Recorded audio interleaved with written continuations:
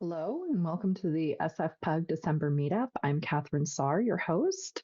Before we begin, the meeting is being recorded and will be posted on YouTube afterward. Everyone who speaks during today's event will be part of the recording. We will do the Q&A at the end of the presentation. If you choose to ask a question, your voice and image, if your camera is on when speaking, will be part of the recording. If you do not ask a question, you will not be part of the recording. If you're using the most recent version of the app, which we do recommend, you can use the raise hand function to join the queue. If you're using an older version of the app, which does not have this function, please use the chat to let the organizers know you would like to ask a question, and they will add you to the queue. The organizer will let you know when you're next in the queue so you can be ready to unmute your microphone and ask your question. If you do not want to be part of the recording, the organizers can convey your question to the speaker. In that case, please type your question in full and let the organizers know that you would like them to present it to the speaker. If you have any technical issues, please message the organizers for assistance. If you drop out of the meeting and are unable to rejoin, you can post a message on the event meetup page, which we're monitoring during the presentation. SFPUG Bay Area Postgres is a PGUS affiliated user group, and I am a volunteer for PGUS. SFPUG is sponsored by PGX, and I work for PGX. And here is Christophe Pettus with what's new in PostgreSQL 18. Hello, everybody. Let's see. First of all, I want to do a quick check. Slide advanced and then de-advanced. Make sure that the slide advance and back off is working. The slide has not advanced. Okay. Hang on. Did it now? Yes. Yes, okay, it did. Okay, awesome. Great. This has been an ongoing issue. Sorry about that, everybody. Hi, I'm Christophe Pettus. I am the CEO of PGX. Despite my CEO title, I do technical stuff too. We're a small company. We're a boutique PostgreSQL consultancy. We're based in Alameda, California, and we've been around since 2009. And if you need something PostgreSQL done, you should hire us. Okay, that's the entirety of the advertising. We're going to talk today about PostgreSQL version 18. The first version was released in September, and we're already on version 18.1, which released in November. There are lots and lots of new features. It has been an extremely stable release, so I have no qualms about encouraging everybody to race off and upgrade to it after this presentation is over, though. Okay, there are 4 general areas we'll talk about. Asynchronous I/O, which deserves a section all by itself. There are index improvements. There are things involving schema design and SQL, and a few operational improvements. This is kind of a high-level view, and the things that I personally think are the most interesting. Do go and read the release notes, though, because there's a ton of stuff in version 18. Okay. Asynchronous I/O. Here we have a whole flock of asynchronous elephants in the background. So PostgreSQL is not young. It is, depending on how you count, if you count Postgres 1995 as the first kind of Postgres thing, it's now 30 years old. And it shows sometimes. It's always had a single-threaded model. If you want to start a fight on various Postgres lists, you could always say, well, why isn't Postgres multi-threaded? And then people will engage in an enthusiastic exchange of views over the subject. So every backend, which, if you're not familiar with the term, that's the process inside of Postgres that handles a connection, is single-threaded. So, and it's a separate Unix process. So every time, or Windows process on Windows. So every time Postgres starts up, it starts up a whole process just for you, and there's a single thread inside of it. That hasn't changed. So this is not suddenly we're multi-threaded. However, and all I/O is still ultimately synchronous inside of PostgreSQL, but backends could hand off the I/O to background workers, but those workers themselves were synchronous. For example, there's a background writer, which runs in the background, as the name implies, and cleans out dirty shared buffers just stay ahead of the backends, but it's all of the I/O it's been doing has been synchronous, and backends sometimes had to read or write directly to the to secondary storage, and that was synchronous. So it blocked for the entire time the I/O operation was going on. And as you can imagine, that became especially as storage became more and more important, and we had larger and larger databases, that became a bottleneck. So, thanks to heroic efforts on the part of many people, the backends now can use the operating system's asynchronous I/O facilities, or a custom PostgreSQL, which we'll talk about. The backend can start an I/O operation, and it keeps on going until it completes, until it really needs that data that's been written in. Right now, only read operations benefit from it, but the database, it does a lot of reading, so that's not a small thing. And it's especially helpful in high latency storage, which is most storage these days. Cloud storage is generally very high latency because it's not directly attached to the computer. It goes through who knows how many bits of networking infrastructure before it lands on the file server. And in these cases, you definitely get a significant improvement off of the off of I/O. And of course, because like every new feature in Postgres, we had to introduce a new parameter, which is IO_method. The default is sync, which means no changes. It doesn't use any of the new features. The new features are not on by default, so you have to go and change them. You would then have two options. One is worker, which uses Postgres-style background workers, which communicate with the backends over shared buffers. So it fires up a whole separate worker process, and the backends kind of hand off work to this worker, which goes and does I/O by whatever means the operating system wants it to.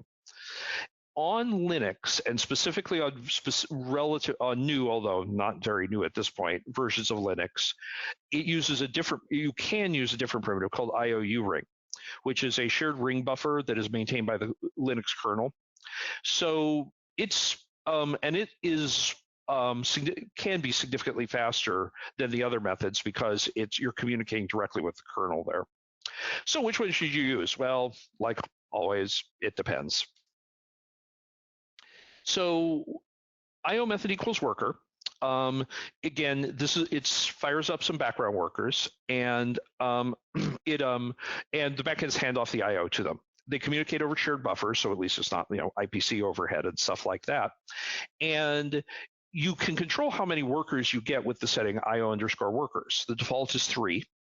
And on systems that don't support the IOU ring API, like non-Linux, earlier versions of Linux, this is your only asynchronous option at the moment. And then there's IOU ring, which is, again, it's a Linux primitive. It's from kernel version 5.1, I believe, and later. But if you're not on that recent a version of Linux, you might want to consider upgrading anyway. The backend and the kernel communicate through shared buffers. And it's very high efficiency, and it's generally the best answer on a system that supports it. Although we'll do some timing demonstrations later, or data.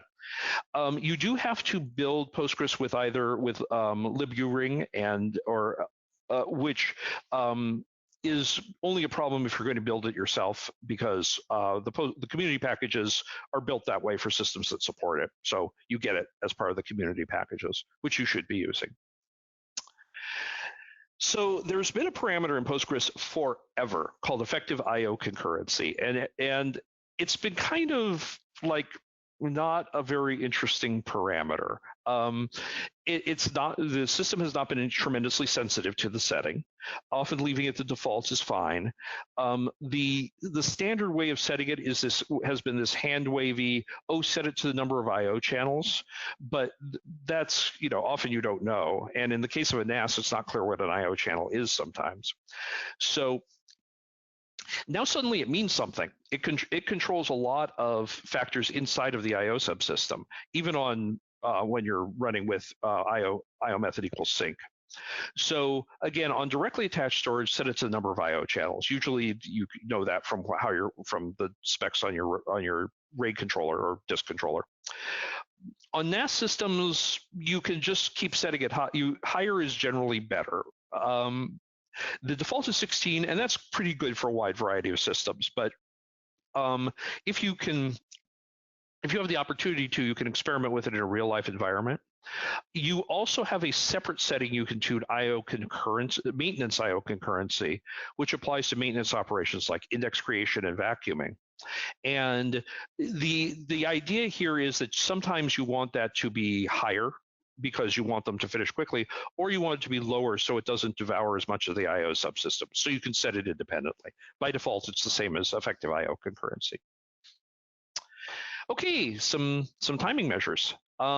These were done on a VM from Linode, 64 gigabyte with 32 cores and a dedicated CPU. Fairly beefy machine by Linode standards. I love Linode. We run a lot of our stuff on it. Its I/O is not super fast, but I also thought that would be a good comparison for this. And you could see that, and it's running on Ubuntu 2204, which does have the IO U-ring kernel. And you can see, yeah, this is, even on just bare default settings, IO U-ring is a lot faster. These are, this is milliseconds to do a very high IO intensive select star from large table. It does a sequential scan. And the each of these are all cold cache times. Before each test, the OS system cache was flushed, file system cache was flushed, and the Postgres was restarted. So we came in clean to maximize the effective I/O here. So you can see that it's ran a lot better. So lower is better, of course. So IO U-ring seems to be a clear winner here. I also, though, tried what would happen if we increase the number of workers. And so here we have, you can see that just going to IO workers equals 6 made a huge jump in the number of, or improvement in the speed. IO workers 12, a little significantly more so. IO workers 24, a little bit, but that's kind of within the noise of it.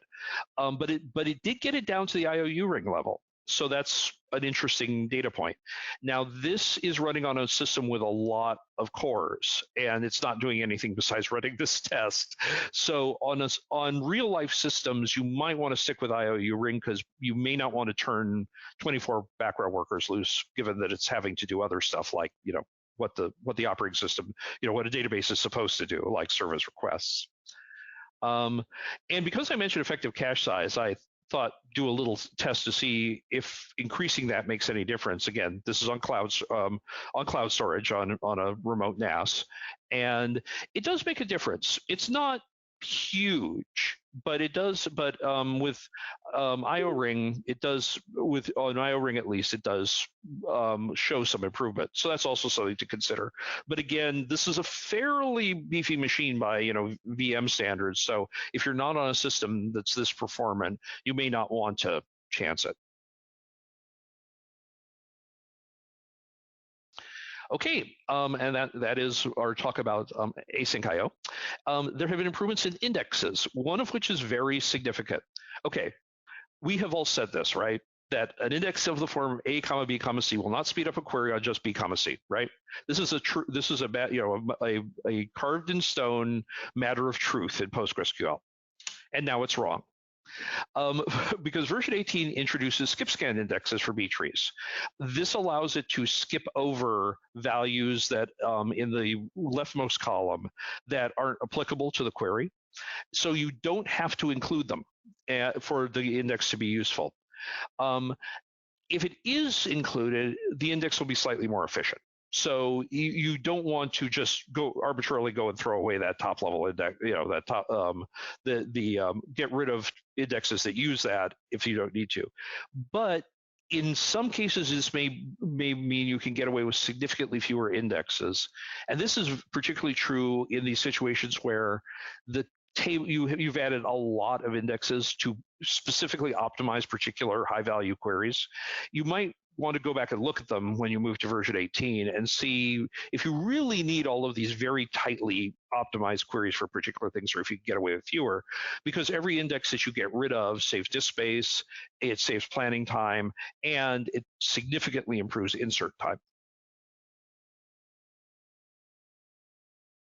if you use GIN indexes, you know that they are expensive. They are really expensive. They tend to be big, and they tend to be very slow to build. In fact, there is an optimization done called the GIN posting list that in which it in which it does not immediately add new rows to the GIN index, but adds them up over time, because if you did it on every insert time, your insert statements would take way too long. And up until now, they didn't take advantage of the parallel index build mechanism, which meant they were even worse than that, because it just had one thread going through and building everything. Now in version 18, we can do parallel GIN index builds, which when you're adding a GIN index to a large table will be a really big time saver. Also, this is something of an edge case, but if you need it, you need it. Up until now, the only if you have a partition table where you take a single table, split it into partitions on the basis of a particular key, that had to be a B tree. That key, so you can. But now you can use non-B tree indexes as long as they are unique and the type of the key supports equality. So you can't yet partition on things like points or post just values or ranges or things that don't really support equality. Well, I guess a range does support equality, but not sure how useful that is. But if you use like hash indexes, which are non-B tree, well, actually hash is a bad example because it can't be unique. But anyway, so I'll gloss over this before I make another mistake. There's also an interesting optimization, which is if you've ever built an expression index and the expression itself gets really large. Now, again, I'm talking about the expression, the actual text of the expression formula, not the result of it. If you hit the point that normally it would have to move that into a toast table because it's stored in a system catalog, which is just a table, you would get an error because most system catalogs don't have toast tables.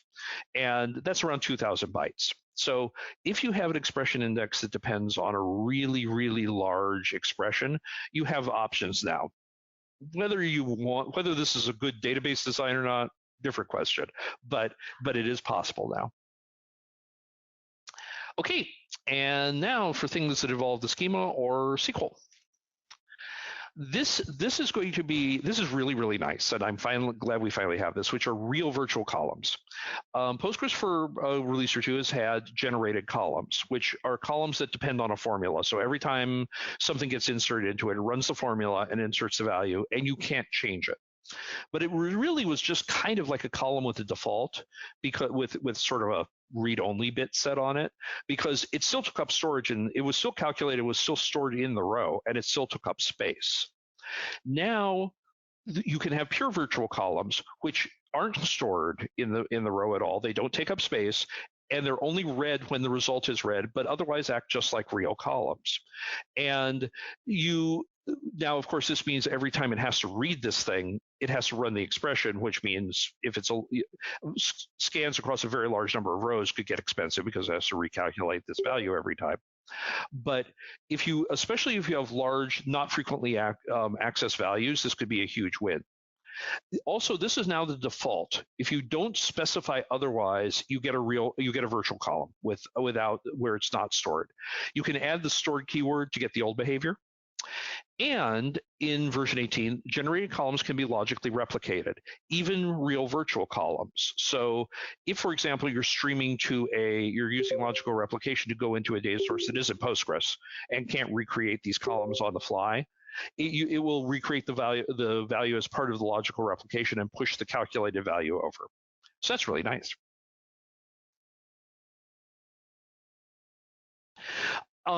So without overlap is now, I believe, a SQL standard keyword for how to do unique constraints that involve range types. So you can see in the classic example, you have room bookings and you have a room ID and you have booked for, which is a timestamp TZ range for the range of times that is booked, which is it's kind of fun that you can book a room down to the minute. So anyway. And if you put in booked for without overlaps, the unique key will enforce that there can be no more than one row with a particular room ID, and with a booked for that overlaps so no other booked for can overlap with any other in the table. You've been able to do this with a check constraint, but this is a much more fluid way of specifying it. The catch is there are catches. One of them is, of course, it has to be a range type, and it has to be the last thing in the index, because without overlaps always applies to the thing immediately before it, and it has to be last. But this is much nicer than having to build this with check constraint. And we have a duplicated slide. Oops, I see. Oh, there is also an analogous keyword called period for foreign keys. So, which the implementation of which is fairly complex, so you can read about it in the documentation for create table. Finally, we have UUID version 7. So this is one of these things that you never really appreciate until it actually bites you. UUIDs are very popular as primary keys for good reason. They are more or less, in real life guaranteed to be unique, thus the U, and they're self-encrypting, so you can expose them to the outside and not worry that they can be used to guess other ones, like a sequential key would be, because if there's an order 101 and an order 103, you're pretty sure there's an order 102. But UUIDs, you get no other information out of them. If you have to merge two tables together, you don't have to worry about key collisions. So that's all very nice. The problem is in the traditional form, UUID version 4, which are completely random, these interact very badly with B-tree indexes, especially on inserts, because since there's no real consistency on which pages these are going to land on, of course, because they're random. This means the B-tree insertion mechanism has to do a lot more I/O as it searches around for the right place in the index to put this on. Sequential values don't have this characteristic because they all tend to be in the same pages as the index grows. And UUIDs combine these. They have a timestamp value at the high order bits and then a random value at the low order bits. So they are as securely random as a version 4 UUID, but interact better with the B-tree mechanism. They're also orderable by time. If you want to, they're not purely orderable by insertion order because of the resolution, but they are more orderable than a completely random UUID. And if you want to, you can actually extract the timestamp out of it. And for I don't know what purpose you'll put it to, but I'm sure you'll think of something clever. And the this one is another you don't need it until you need it, and then you really need it feature. Various operations have a returning clause, update, merge, things like that. That return, and previously they would return the value that was inserted into it, inserted or updated, which was handy for if it was a serial or generated primary key, you could get the primary key that it just generated back and things like that. But what you couldn't get back was the old one. And so you had to do a separate select operation or something like that to grab the old one first or things like that. Now you can specify. You can get, and in fact, you can get both back. So that's a very handy feature.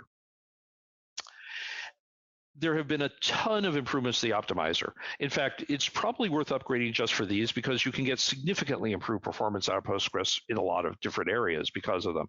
I just quoted some of them from the release notes, but they're more, for example, the third one, first of all, I'll go in order. Automatically remove some unnecessary table self-joins. It's interesting. Either I or it made a typo there. It's a surprising number of ORMs generate self-joins as part of their in their logic, and Postgres previously would dutifully execute these self-joins even if it didn't need to, and now it's better about removing them.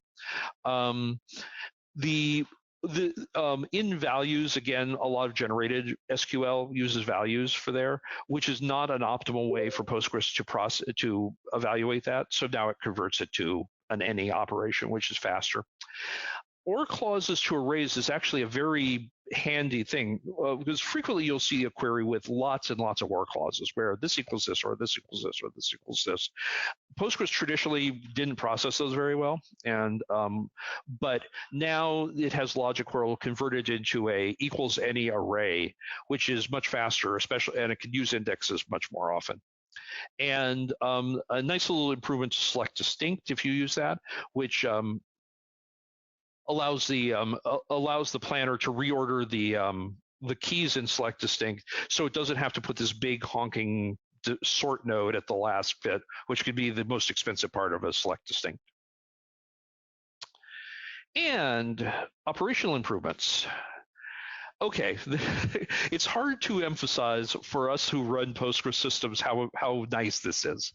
PG Upgrade is the tool that can do an in-place upgrade for Postgres between major versions. Very handy, very widely used, very reliable, and it has one big problem, or it did, which was it would throw away the table level statistics that were gathered by the analyze command or auto analyze as part of auto vacuum. And the planner really needs these to generate good plans, especially on large tables and large databases. And the result is you would do the upgrade and everything would run horribly. It would be generating these terrible, terrible plans. And you had to run, which meant you had to run analyze over it. If you're on certain environments, like say AWS, in fact, it doesn't run analyze automatically for you, and you have to know to do it. PG Upgrade is sort of in the raw.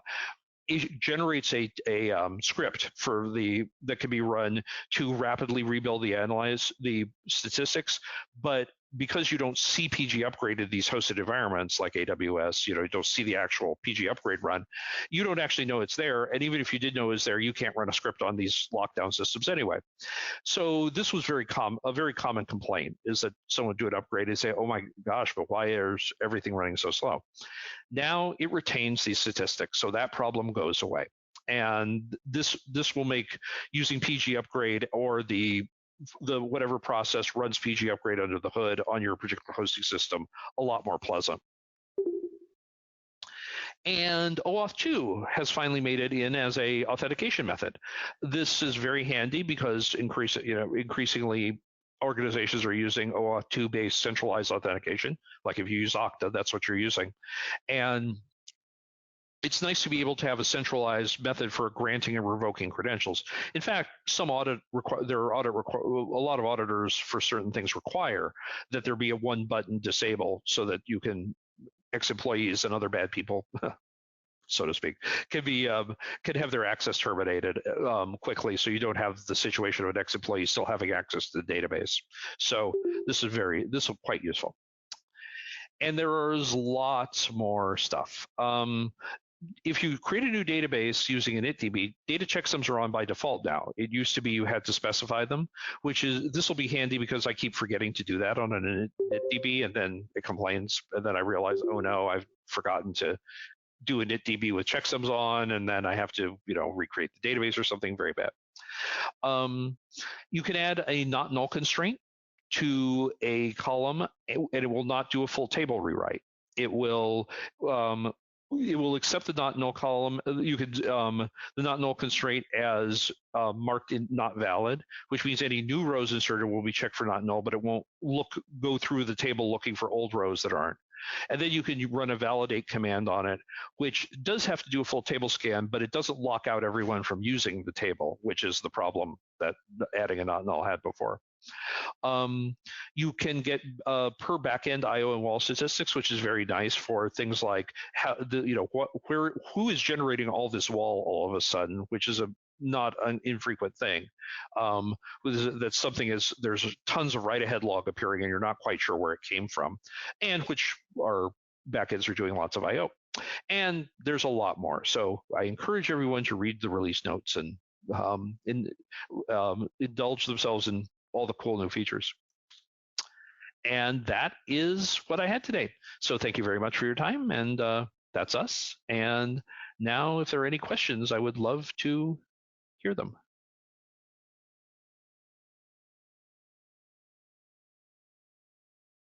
It looks like Merrick has a question. Let me see if I can unmute you.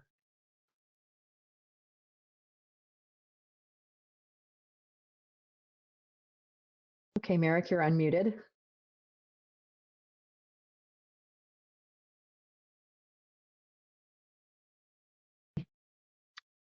Hello? And Misha says, thank you in the chat.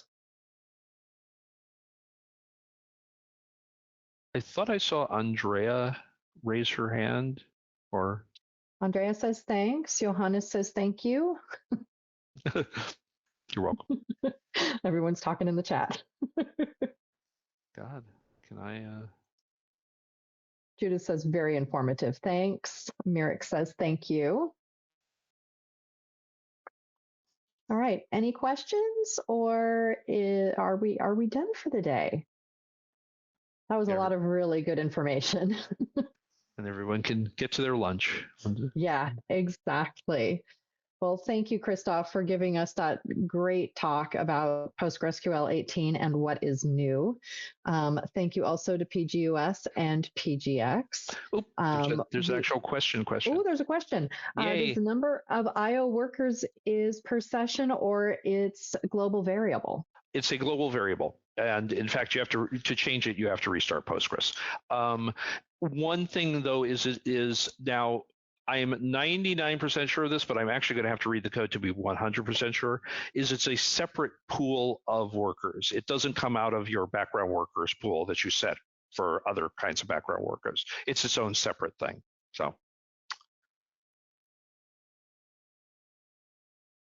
Cool. Thank you, Slava. And Slava says thanks. All right. Anybody else? All right, gone. We have no meetup scheduled for January, but if that does change, we will let you know. Currently, we have an untitled talk scheduled for February by Robert Hodge of ClickHouse, and we will have the information up as soon as possible for that. Upcoming conference is PG Day Dallas, February 19th in Irving, Texas. We will send a link by email when the video is ready, and you can watch our social media. You can find us on LinkedIn, Mastodon, and Blue Sky by searching for Bay Area Postgres. We are looking for speakers for 2026. If you or someone you know is interested, please contact us. Thank you, everybody, for attending today, and we will see you in the new year.